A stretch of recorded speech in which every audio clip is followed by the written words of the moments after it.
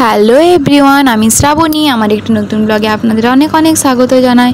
তো আপনারা সবাই কেমন আছেন? আশা করছি খুব ভালো আছেন, আর আমিও কিন্তু খুব ভালো আছি। তো আজকে আপনাদের সাথে একটি রেসিপি শেয়ার করা হবে। রেসিপিটি হলো তালের রুটি। তো আপনারা তালের রুটি কিভাবে বানান আমাকে কিন্তু বলবেন। তো আপনারা পুরো ভিডিওটি শেষ পর্যন্ত দেখুন। তো আমার শাশুড়ি মা তালের রুটিটা বানিয়েছে, তো আপনারা দেখুন। আপনারা তালের রুটির সাথে কে কী তরকারি খেতে ভালোবাসেন আমাকে কিন্তু জানাবেন। আমরা এখানে পেঁপের তরকারি দিয়ে আজকে তালের রুটিটা খাবো। তো চলুন ভিডিওটি দেখুন।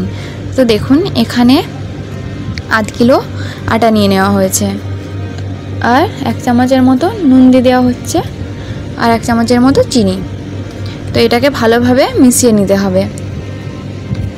ভালোভাবে মিশিয়ে নিচ্ছি, আর একটু চিনি দিয়ে দিতে পারেন বেশি করে, তাহলে কিন্তু তালের একটা তিতো ভাব থাকে সেটা কেটে যাবে। তো এখানে তালটা নিয়ে এসেছি। তালটা কিন্তু আগের থেকেই ফুটিয়ে রাখা হয়েছিল আর ফ্রিজে রেখে দিয়েছিলাম। তো দেখুন, এখানে 5 চামচের মতো 5 চামচের মতো ফার্স্টে তালটা দিয়ে আটাটাকে মাখা হচ্ছে। আপনারা কিন্তু আন্দাজ অনুযায়ী তালটা দেবেন।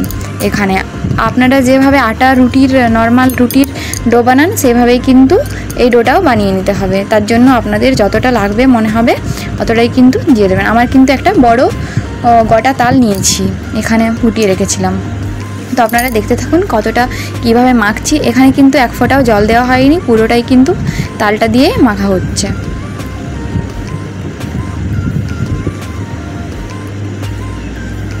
আমরা কিন্তু রেখে দিয়েছিলাম ফ্রিজের মধ্যে এটাকে ফুটিয়ে।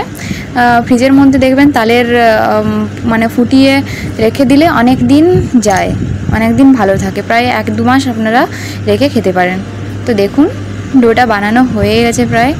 তো আমাদের এখানে আরও 2 চামচের মতো আমরা তালটা নিয়ে নিয়েছিলাম, আর কালারটাও দেখুন একদম হলুদ হয়ে গেছে।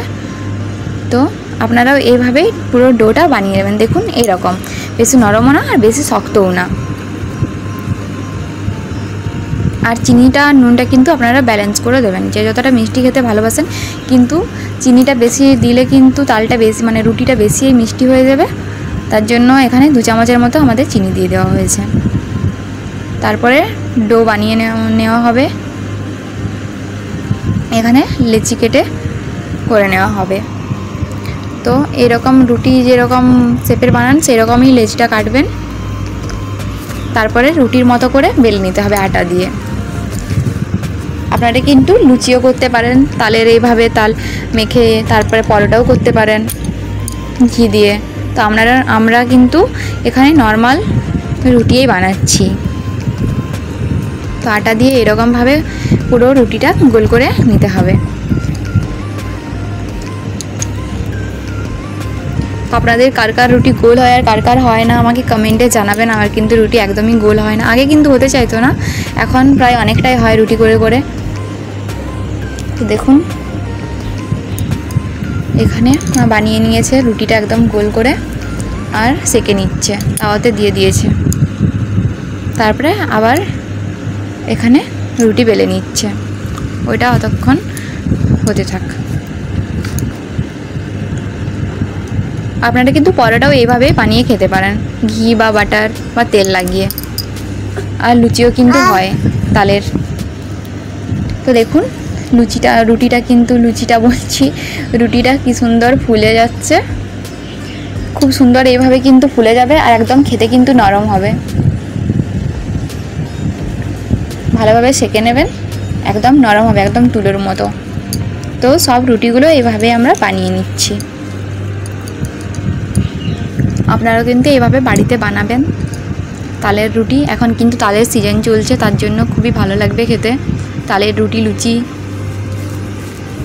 তালের বড়া। আমার ভিডিওতে কিন্তু আগেই আমি তালের বড়া পোস্ট করেছি, আপনারা দেখে নেবেন ভিডিওটি প্লিজ। তো দেখুন, সব রুটিগুলো এইভাবে ফুলিয়ে নেব, আমরা সেঁকে নেব, ফুলিয়ে নেব বলছি। তো দেখুন, আমাদের তালের রুটি একদম রেডি। আমরা কিন্তু পেঁপে আলুর তরকারির সাথেই রুটিটা নিয়ে নিয়েছি। এটা কিন্তু রুটিটা যেহেতু মিষ্টি, তার জন্য আমরা ঝাল ঝাল তরকারিই নিয়ে নিয়েছি। আপনারা চাইলে পনিরের তরকারি দিয়েও খেতে পারেন, মাংসের ঝোলের সাথেও খেতে পারেন। একদম নরম হয়েছে, দেখেই বুঝতে পারছেন। তো আপনারা দেখুন ভেতরটা কতটা হলুদ হয়েছে, আর একদমই নরম, দেখেই বুঝতে পারছেন। আর আপনাদের ভিডিওটি যদি ভালো লেগে থাকে লাইক কমেন্ট শেয়ার আর সাবস্ক্রাইব করতে একদম ভুলবেন না। দেখা হচ্ছে পরবর্তী ভিডিওতে, ততক্ষণের জন্য bye bye, tata, thank you.